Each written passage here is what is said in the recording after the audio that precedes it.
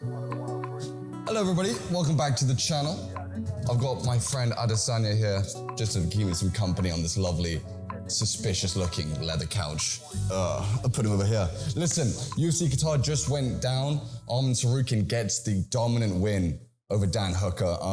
Big fan of Dan Hooker, really like him. I mean, don't know him personally or anything, but all the content he does and all the way he speaks and the way he fights, who he is as a fighter, one of the real fighters in the division and in the UFC in general. So to see him get brutalized like that before being submitted, yeah, it was hard to see. It was hard on the eyes. And you'll see that in the fight reaction. We were all a little bit cringing out. The size of that hematoma. No, at the end of the day, huge win for Arman Tsarukyan. Where that puts him in the lightweight division now, back right there at the top, right? Does Ilia Topuria have to fight him? Is that what they do next? Are they still going to do Paddy Pimblett? You know, those guys cross paths during fight week, both cornering their respective fighters, right?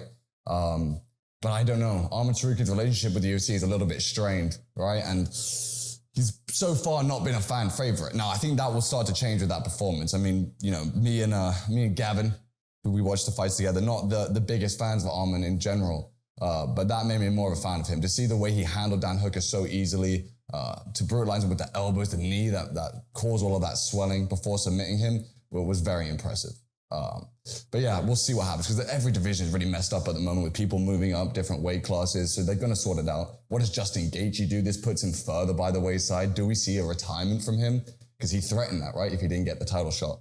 So there's a lot of things going to happen with this lightweight division here. But yeah, very impressive from Arman Tsarukyan. Unfortunately, it cut out, so I never got to see what his post-fight comments were. So we never know if he called for the belt and what he said. But let me move to the co-main event. That was the fight I was most excited for this week, just because of what's going on in the welterweight division. Islam Makhachev last week dominating Jack Della Maddalena, going up to 170. Really shakes things up, and you've got such roadblocks there. Obviously, Kamaru Usman said he only wants to fight for a belt. Islam was calling him out during fight week. Carlos Prates, I mean, he sent Leon Edwards literally flying, made him fucking beg for forgiveness before putting him out cold. You know, that weird smile that Leon did.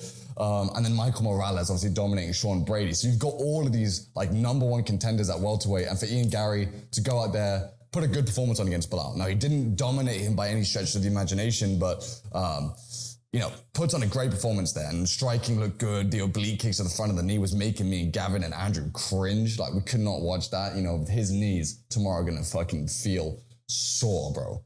Bro, he's separated from his femur. It was disgusting, bro. But at the end of the day, does that give Ian Garry a title shot? He did a great post-fight promo, called out Islam Makhachev in a way that's more entertaining than I've seen in recent times. We don't have any stars in the UFC anymore, so it was nice to see Ian Garry get a win for Future Box, but also bring that energy back to the UFC, that real rivalry, that real competitive intensity.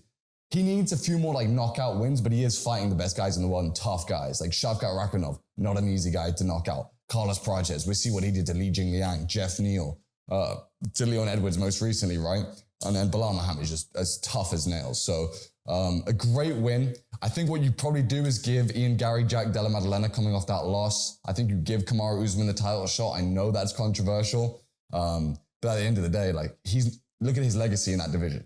You know, one of the best champions in that division of all time, one of the greatest fighters of all time. I think he deserves a title shot just off of that alone. And that will get the ball rolling. So Ian Garry versus Jack Della.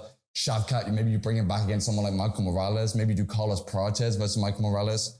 But what we do know is Sean Brady's out the picture for now. Leon Edwards out the picture for now. And Belal Muhammad's out the picture for now. Jack Della, obviously not going to get an instant title shot. So it is starting to work itself out a little bit. But yeah, I hope you guys are enjoying the content. A little bit of an upgrade. I got some real lights, got real cameras provided by my great friend Andrew. I'm very grateful to him for helping me step up the content here. So yeah, that's the instant reaction to the fight. We'll see you on Monday. I'm going to upload the fight reaction. You'll see me cringing, maybe making some horrible comments that a lot of editing has to be done, I'll tell you that much. So anyway, thanks for watching. Subscribe, comment, like, do all of that, please, and I will see you next time.